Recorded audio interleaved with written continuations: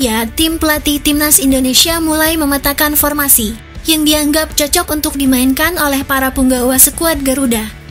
Asisten pelatih Alex Pastur memaparkan formasi yang bakal digunakan Timnas Indonesia, khususnya melawan Timnas Australia sebagai lawan terdekat yang akan digelar pada Maret nanti. Ya, Alex memastikan akan menggunakan skema yang berbeda, tidak seperti pelatih Sintayong. Namun, bukan total football sebagaimana ciri khas sepak bola kincir angin. Menurutnya, skema total football tak cocok dengan skuad Timnas Indonesia saat ini.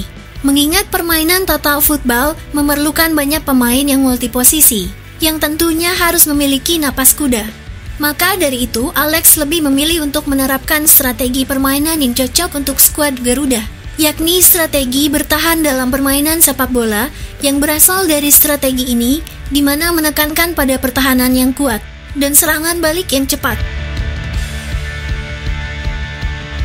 Ya, di balik itu Alex Pastur yang menjadi juru taktik Timnas akan memimpin skuad Garuda away ke markas Australia pada matchday ke-7 grup C kualifikasi Piala Dunia 2026 zona Asia. Pertandingan tersebut bakal tersaji pada Kamis tanggal 20 Maret mendatang.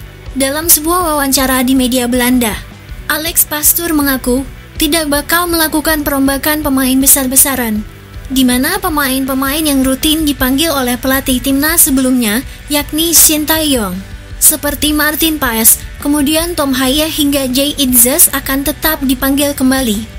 Namun Alex Pastur dan Patrick Kluivert akan merombak sedikit pemain, di mana nanti pemain seperti Ole Romani dan Jairo datang. Maka akan ada pemain yang dicoret karena kedatangan mereka. Ya, seperti kita tahu, Alex Pastur dan kawan-kawan sepertinya ketiban durian runtuh. Sebab pelatih berusia 48 tahun ini kemungkinan besar akan ketambahan 2 pemain berkualitas. Ya, nama Ole Romani dan Jairo, di mana pemain ini sedang diurus oleh PSSI. Bahkan berkas naturalisasi oleh Romani sendiri kabarnya sudah masuk ke Dewan Perwakilan Rakyat. Sementara itu, berkas dari Jairo sedang dikumpulkan oleh pihak terkait. Ya tentu, dengan datangnya 2 pemain ini, maka Alex Pastur akan lebih gampang menerapkan taktik kepada para pemain Indonesia. Nah, pada Maret 2025 nanti. Lalu, kira-kira formasi seperti apa yang akan diturunkan oleh Alex Pastur? Melihat dari banyaknya pemain berkualitas di area belakang Timnas Indonesia, Alex Pastur berpotensi menurunkan formasi 4 back dengan menggunakan formasi 4-3-3 saat Timnas Indonesia away ke markas Australia. Dan berikut ini merupakan prediksi line up Timnas Indonesia versus Timnas Australia. Di sektor pemain penjaga gawang, Alex Pastur yang ditunjuk sebagai juru taktik diyakini akan menurunkan Martin Paes dari FC Dallas sebagai pilihan utamanya. Hal itu tak lain karena sejauh ini performa Martin Paes memang terlihat jauh lebih baik dari kiper lainnya.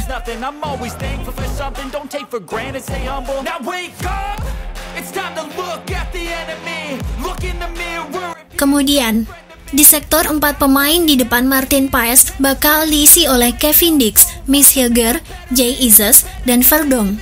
4 pemain ini bakal diyakini menjadi tembok kokoh dan termahal di ASEAN kemudian selanjutnya. Untuk 3 pemain di sektor gelandang, Alex Pastur diprediksi bakal menurunkan Jairo Riedewald, Tom Haye, dan Ivar Jenner.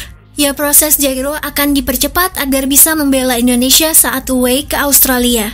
Karena seperti kita tahu, kemenangan atas Australia adalah harga mati.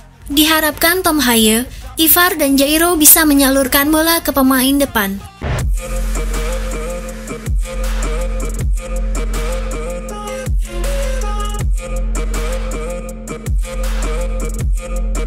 Kemudian di posisi penyerang, Alex Pastur juga akan menambah amunisi baru, yaitu datangnya Ole Romani. Kemungkinan Ole bakal diproyeksikan sebagai penyerang utama, kemudian suplai bola bakal dialirkan oleh Ragnar dan Eliano Reinder. Ya, seperti kita tahu, di era Sintayong, Eliano tak pernah dapat bermain, bahkan masuk cadangan pun sangat sulit bagi dirinya. Hari ini di era Patrick Kluivert dan Alex Pastur, sepertinya harapan baru akan datang kepada Eliano.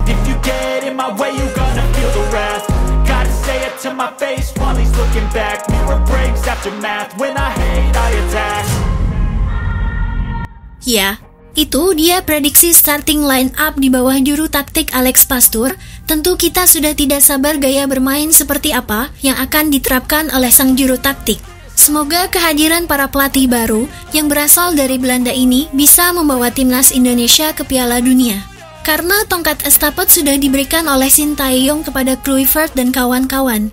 Tentu ini adalah tugas yang sangat amat berat bagi pelatih baru, di mana Patrick Kluivert sebagai pelatih utama dituntut oleh hampir 300 juta fans Indonesia. Jika Kluivert gagal membawa Indonesia ke Piala Dunia, tentu resikonya akan sangat tinggi. Bukan Kluivert saja yang akan kena dampaknya, namun PSSI juga akan terkena imbasnya. Ya, kita doakan semoga pelatih Kluivert bisa membawa timnas Indonesia ke Piala Dunia 2026.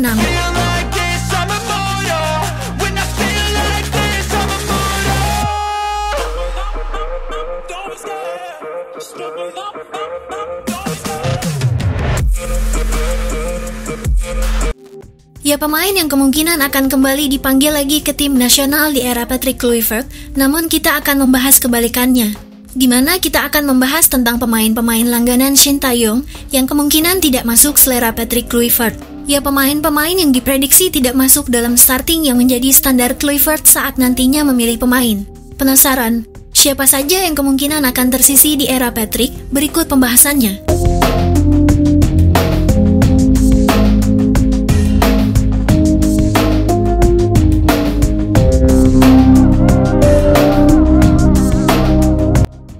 Yang pertama, si preman lapangan. Ya, begitulah fans Indonesia menyebutnya, dia adalah Justin Hubner. Ya, pemain ini memang dikenal sebagai pemain bertahan yang lugas dan tanpa kompromi saat menghalau serangan lawan. Aura kartu kuningnya sangat kental di dalam diri seorang Justin Hubner. Gaya bermain itu kabarnya terinspirasi dari sang idola Sergio Ramos. Namun, acap kali gaya bermain yang kelewat lugas itu justru merugikan tim nasional Indonesia. Oleh karena itu, Justin bisa saja terpinggirkan saat timnas Indonesia dilatih oleh Patrick Kluivert. Pelatih asal Belanda itu tampaknya lebih menggemari pemain yang lebih bijaksana dalam mengambil keputusan. Patrick Kluivert bukan pelatih yang suka dengan pemain yang terlalu sering mengambil resiko, apalagi itu di area pertahanan sendiri. Selain itu, status Hubner yang masih jadi pemain Wolves U21 juga jadi pertimbangan pengalamannya bermain di level senior masih minim. Selain itu, skema permainan Kluivert kabarnya akan menggunakan 4 back. 2 slot back tengah akan menimbulkan persaingan yang ketat. Dan Hubner dinilai masih kalah saing dengan Miss Hilger dan Rizky Ridho. Ya, apalagi menurut Erick Thohir. Nama Elkan Bagot diprediksi bakal dipanggil lagi oleh Kluivert. Tentu Elkan akan meramaikan bursa pemain belakang lagi. Meski sama-sama berkaki kiri dengan postur tinggi dan kematangan berpikir yang baik. Di posisi kedua ada Nathan Joaon. Ya, Nathan benar-benar cuma pelengkap di Swansea City, bahkan sampai-sampai jersey putihnya selalu bersih karena tak pernah dipakai bermain. Tak cuma itu, Nathan juga berada di situasi yang serba nanggung. Jika masuk skuad Garuda, Nathan juga akan bersaing di pos back kiri, di mana di posisi ini sudah ada Verdong, kemudian Saina Patinama hingga Pratama Arhan. Kemudian jika mau mengisi pos gelandang, di posisi gelandang tengah kualitasnya masih kalah jauh dengan Ivar Jenner dan Tom Haye. Bahkan beberapa pengamat bola merasa kalau Nathan dan Tom Haye kurang cocok.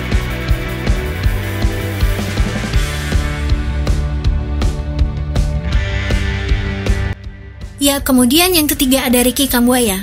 Ricky Kambuaya secara permainan sebetulnya masih masuk dalam kriteria. Menit bermain di level klub juga masih tinggi. Namun Ricky kemungkinan akan tetap kesulitan untuk menembus starting line up Kluivert. Ricky Kambuaya dikenal sebagai gelandang kreatif, tapi pengambilan keputusannya masih kurang baik. Untuk urusan transisi menyerang, pengambilan keputusan yang buruk bisa saja merusak tempo permainan. Jadi Ricky Kambuaya sepertinya akan menjadi pemain selanjutnya yang akan dicoret. Ya, apalagi kehadiran Jairo Ridewal juga akan berpengaruh pada posisi Ricky Kambuaya. Namanya kemungkinan bakal jadi yang dikorbankan jika Jairo bergabung dengan timnas Indonesia.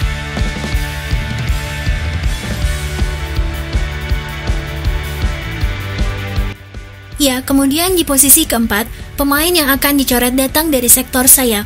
Sebetulnya muncul 2 nama di sektor ini, yaitu Witan Sulaiman dan Egy Maulana Fikri. Namun karena Egy masih dalam top kualitas di musim ini, maka nama Witan jadi yang paling pas masuk daftar ini. Selain kualitas Witan yang masih kalah bagus dengan Egy, kedua pemain ini memiliki gaya bermain yang hampir mirip. Nah, di balik itu, kedatangan Ole Romani juga akan membuat Witan tercoret di posisi sayap. Seperti kita ketahui, Ole memang berposisi sebagai penyerang tengah. Namun dalam semusim terakhir, dirinya selalu dimainkan di posisi sayap kanan. Ya, posisi yang biasanya ditempati oleh Witan di era Patrick Kluivert. Ole Romani kemungkinan akan digunakan sebagai pemain sayap kanan. Nantinya Yacob Sayuri dan Egy Maulana Fikri akan menjadi pelapis Ole Romani. Ya, kemudian di posisi ke-6 ada nama Pratama Arhan. Ya, di era Kluivert, Pratama Arhan sepertinya akan sulit dipanggil lagi. Meski saat ini sudah pindah ke Liga Thailand, namun Arhan belum reguler bermain di tempat barunya. Berbeda dengan di era Shin Taeyong, Arhan selalu dipanggil ke timnas. Namun di era Kluivert sepertinya ceritanya akan berbeda. Arhan juga akan bersaing dengan Verdong, Sandy Wall hingga Saino Patinama.